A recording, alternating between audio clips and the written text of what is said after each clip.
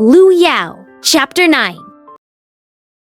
Chun Genren had taken it for granted that his decision was perfect. His first apprentice was highly fickle, although he always looked on the brighter side of things, while the little apprentice was prone to split hairs despite his calmness. It couldn't be better if the two busters could complement each other. Unfortunately, it turned out they were going to explode before complementing each other. Chun Genren had no choice but to separate them by force. He asked a Taoist child to take Chian to have a bath and change his clothes, for he was sweaty from practicing swordplay. Then he zeroed in on his tough first apprentice by droning dully the scriptures on clarity and stillness again.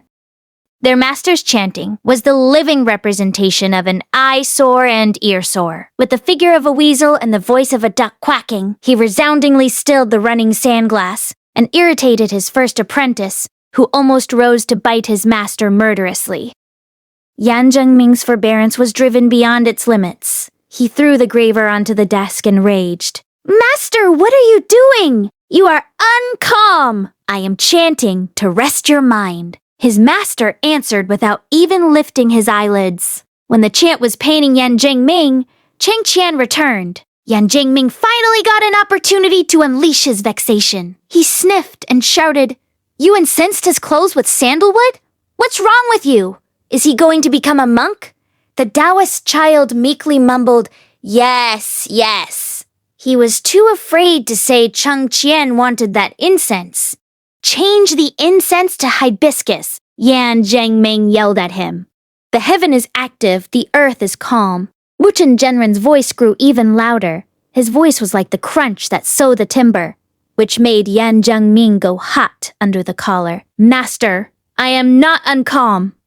Chun lifted his eyelids and said in a placid manner, "You're uncalm, so you will be disturbed by external things and care about whatever the incense. Don't take your third junior brother as a censor. How about this? To assist you with your cultivation, I moved to your land of the tender today and chant all night for you." Yan Zhengming, the old weasel, had an addiction to chanting, so he definitely meant it. Could he possibly live to see tomorrow if the weasel really chanted all night long? Yan Zhengming was forced to swallow his anger and sat back. Enduring the incense of sandalwood which smelled like rotten wood to him, he picked up the graver indignantly and began carving vertical lines in the wood as though whipping a corpse. The censor Chian sat down silently to continue his homework, with the feeling that he was sitting next to an irritable big rabbit. Their master had assessed Han Yuan as flighty and impulsive, but he definitely proved no match for Yan Zhengming. At least Han Yuan's being flighty affected nobody else, while Yan Zhengming would always involve everyone around him. Chian started to see the benefits of being with first senior brother. There was a distinct contrast. Once Chian got serious, he could break away from the external disturbance. He carefully imitated the calligraphy from his memory, and soon became engrossed in the fun of writing. Bound in the smell of sandalwood, which seemed to have the effects of smoothing the nerves, Chian gradually brushed aside his composure-lacking first senior brother. Yan Zhengming was holding in a belly full of sulks. He clamored for desserts, but felt overstuffed after that. So he stood up and walked around the pavilion, but soon he found he was left out. His master was sitting upright on a hassock absorbedly in meditation while chanting quietly. He was persistently immersed in scriptures. And his junior brother was writing his ugly characters carefully as if doing embroidery, without once lifting his head. With the two, the atmosphere in the pavilion became so serene that it almost stilled. Even the Taoist children standing in attendance couldn't help but hold their breath. The serenity gave young Master Yan some embarrassing boredom. He resigned himself to sitting back in front of the sandglass. After chilling out for some time, he had no alternative but to pick up the graver again and got down to the monotonous routine practice. Amazingly, he didn't rock the boat this time. It was the abrupt ringing of the sandglass that brought Yan Zhengming back to senses. He unbelievingly found today's practice actually ended prematurely. The next few days followed the routine. Every morning, the four apprentices would suffer the torture of listening to their master chanting.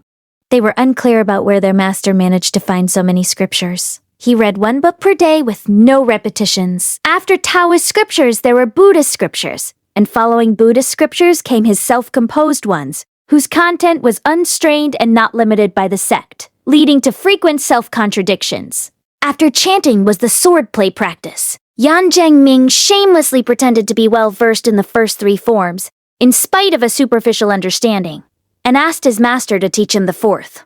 Li Yun restrained himself a bit and stopped making trouble all over the mountain as he learned some new moves. And there was no need to mention Chian. Only Han Yuan was firm in being a drag on his senior brothers and destroyed every bird nest around Mission Hall heartlessly. Every afternoon, Yan Zhengming would be trapped in the Mission Hall, carving charms with dark clouds of discontent overhead.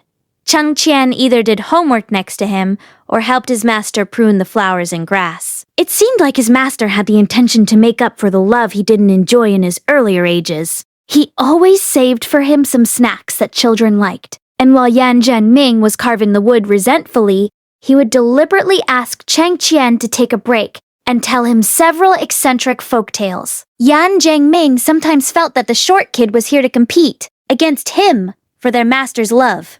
However, it was undeniable that with Chian by his side, he could sit for a little bit longer, due to his influence. Yan Zhengming fell into a daze when the sand ran out today, the numbness lingering in his hand. Just now, he felt a mysterious power developed from the friction of the graver against the wood. Concentrate! Absorb qi into your body! A hoarse voice rang out in his ears.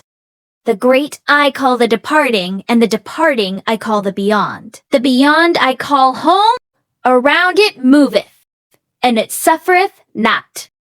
Chian had an ability to take stock of the situation. He stood up and stepped backwards spontaneously before his master asked him to. In the meantime, he felt an inarticulate current of air hovered around his body for a moment, and then flowed over into first senior brother's body, like the rivers running into the sea.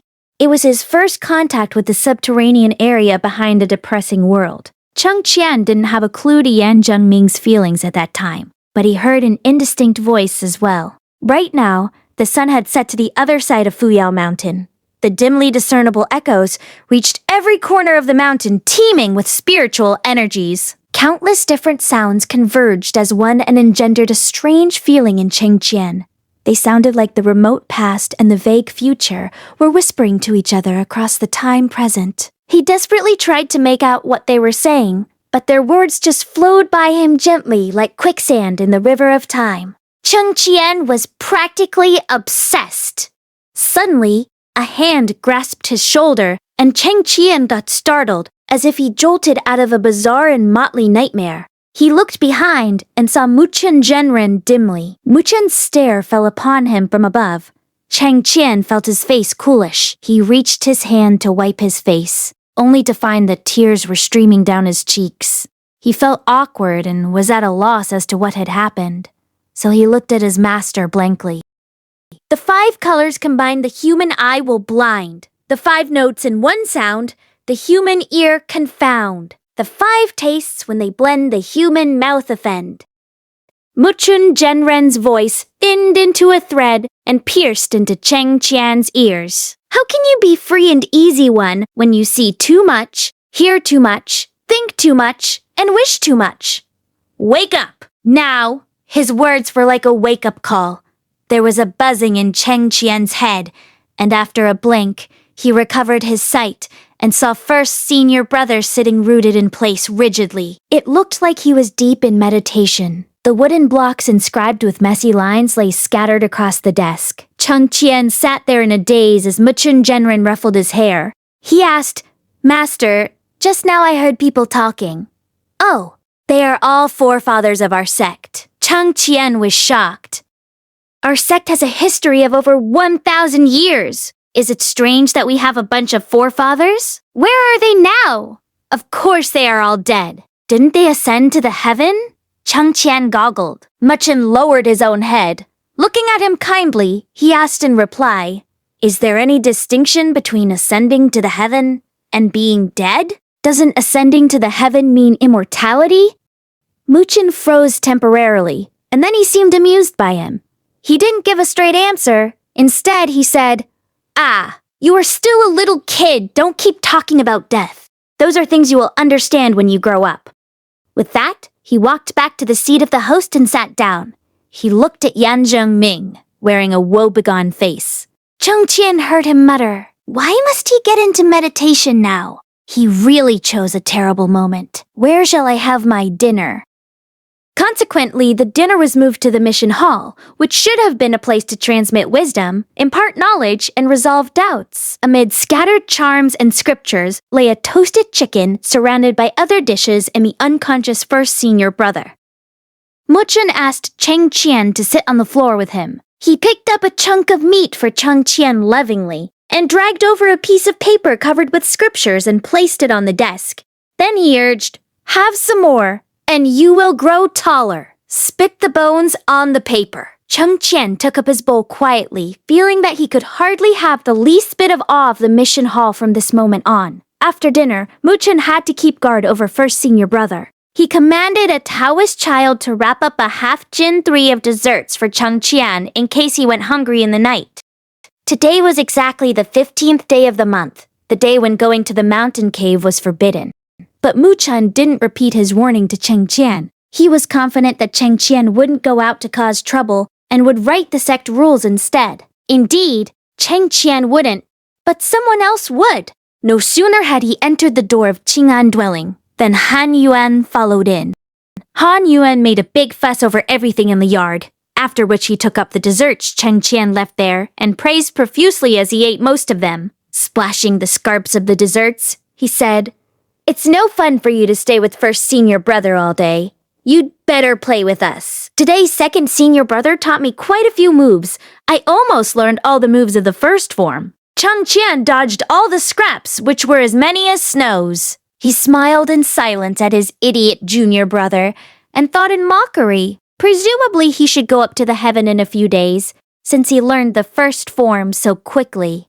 Chian declined his kindness. The fact was, he didn't want to go around with dregs like Han Yuan. The little beggar ate up the desserts during the time he chatted. At length, he stopped shooting the breeze pointlessly and got into the subject. He burped and straightened up. Lowering his voice, he said, "Do you remember the cave second senior brother mentioned?" Chian had expected this, so he replied placidly, "Junior brother, that's violation of the sect rules. Now that you have almost mastered the first form, can you read the characters of the sect rules?" Han Yuan thought this senior brother, who was even younger than him, was literally unreasonable, so he lectured him with an air of superiority. "What's the benefit of memorizing the sect rules? I've never seen someone that is as stubborn as you. Didn't you hear what second senior brother said? Without energy feel, you are at best an acrobat even if you master the full set of swordplay. How long will it take if you cultivate step by step? You can't always stay in the rut," uttered Chian. "Whatever. I'm going to the cave anyway, are you in?" Han Yuan waved his hand. Chian showed plainly that he was an honest and good boy by saying, "I dare not." Han Yuan was disappointed at first, and then felt disdainful. Kids like Han Yuan that were sturdily built but simple-minded always held in detestation good kids, like Chian, who were obedient and adhered to rules. Domesticated, Han Yuan grimaced and darted an unhappy look at Chian. Chian in turn completely took his junior brother as a stupid mangy dog. He felt any like or hate towards him was a waste of his feelings, so he took up the teacup, showing no attitude. Han Yuan took a few more looks at him. For the sake of that sachet of pine nut candies, his temper gradually passed off. With kind of pity and sympathy, as well as the superiority of a stray dog viewing a domestic cat, he shook his head and sighed. Domesticated kids are all porcelain. This afternoon in the mission hall, Chian had an impression of the spirituality of the mountain and its lurking mysteries. And he also knew what Li Yun was thinking about. Li Yun must be wondering what exactly was there in the cave in the evening of the 1st and 15th days of every month. But he didn't want to risk breaking the rules. Assumedly, he had already planned to get a fall guy for him. Although Han Yuan failed to persuade Chian, he didn't leave empty-handed. At least, he had a late-night supper at Chian's place. Porcelain Chian saw Han Yuan out courteously and watched him leave, waiting to see what the sucker would end up with. What would happen if he breaks the rules? Chian thought unconcernedly. Will he get a caning, have his palm beaten, or be made to transcribe scriptures? It's not a big deal if the punishment is to transcribe scriptures. Unexpectedly, however, Han Yuan didn't return that night. End of the chapter!